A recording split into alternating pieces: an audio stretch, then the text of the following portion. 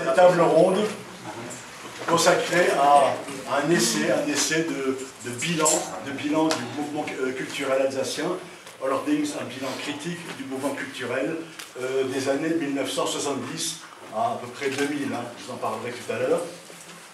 Cet exercice s'inscrit dans le cadre d'un travail de transmission que je fais depuis quelques années et qui devrait aboutir, si tout va bien, donc ce printemps ou cet automne, à la publication d'un ouvrage sur les mémoires militantes du mouvement culturel alsacien entre 1945 et 2015, mais à vrai dire, donc, la période étudiée, c'est les années 1968-2000.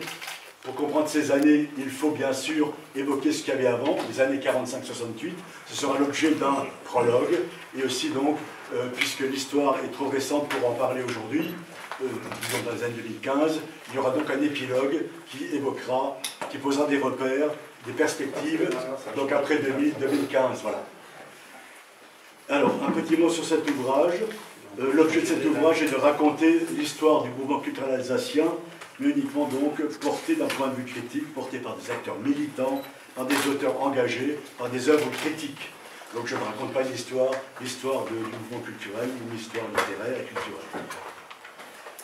Donc d'écrire une histoire plurielle, de la transmettre en posant des repères, en évoquant des actions et des pratiques, en soulignant des étapes et des évolutions, et en interrogeant le plus possible. Voilà. Alors, ce bilan que nous tentons aujourd'hui, concernant, comme je vous le disais, la période donc, des années 68 aux années 2000, j'ai retenu 3 grands thèmes, où j'ai donc invité les intervenants que je vous présente tout à l'heure, qui devront évoquer ces 3 thèmes, si ils le veulent bien. Ces 3 thèmes, le premier sont bien sûr les luttes linguistiques.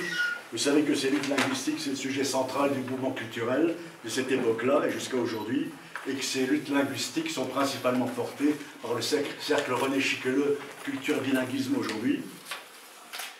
Ce cercle fête cette année son 50e anniversaire, puisqu'il a été créé en 1968. Et question que je pose, les résultats se feraient peut-être toujours attendre, c'est une question. Deuxième sujet, les créateurs. Les créateurs face à la revendication alsacienne. Vous savez tous que l'engagement artistique au service de la langue et de la culture régionale était très très fort dans les années 70-80. Et puis aujourd'hui, cet engagement, donc les créateurs, face à cette revendication, cet engagement s'est délité depuis. C'est une question à évoquer. Le troisième sujet, c'est le sujet le plus fort, le plus étonnant, le plus peut-être surprenant, c'est donc bien sûr les culturels et le rapport à la politique. Question, les difficultés pour faire aboutir la revendication alsacienne ne sont-elles pas liées au refus des culturels de s'engager politiquement ou de s'engager plus politiquement? Alors pour répondre à toutes ces questions, nous avons invité plusieurs acteurs historiques de cette époque et qui évoqueront selon leur choix, puisqu'il n'est pas nécessaire de reprendre ces trois thèmes, hein, on peut en traiter que l'un ou l'autre, on peut en rajouter une autre question que je n'ai pas évoquée, mais à condition, hein, vous le savez, de faire ça dans le temps réparti, hein, c'est-à-dire 15 minutes chacun.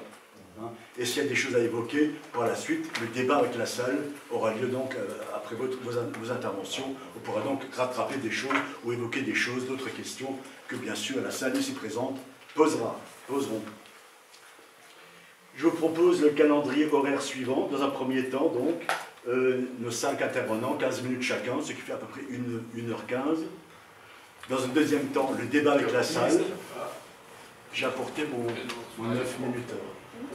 Il y a un micro aussi.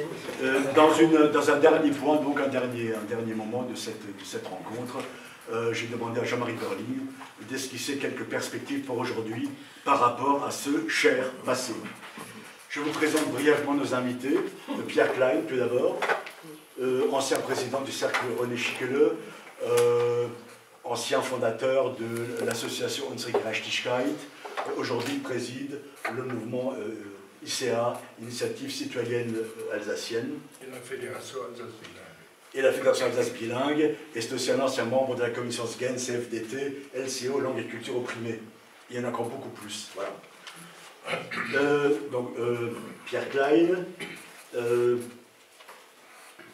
Jacqueline Hercotte, la dame qui a bien voulu participer, donc ancienne, enfin pas ancienne, militante culturelle, non, déjà une ancienne, de longue date. de longue date. Elle a participé à la fondation de ABCM Sparigkeit, elle est au comité directeur de culture et bilinguisme, c'est aussi une ancienne de la liste Strasbourg Village, rappelez Strasbourg Village ici en 83, qui était donc une liste écologiste et culture alsacienne.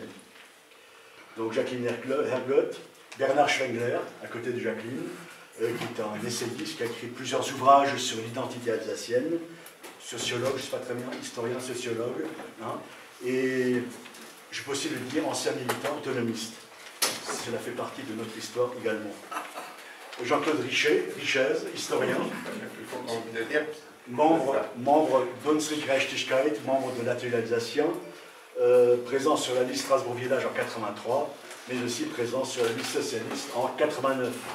Et enfin, Jean-Paul Sorgue, le monsieur là, tout à fait vous, philosophe, écrivain, poète, polémiste, il écrit dans tous les journaux, il est chouette Cyrillien, et il a... Voilà, c'est Jean-Paul. Je donne la parole à Pierre Klein, et je lance mon œuf pour 15 minutes.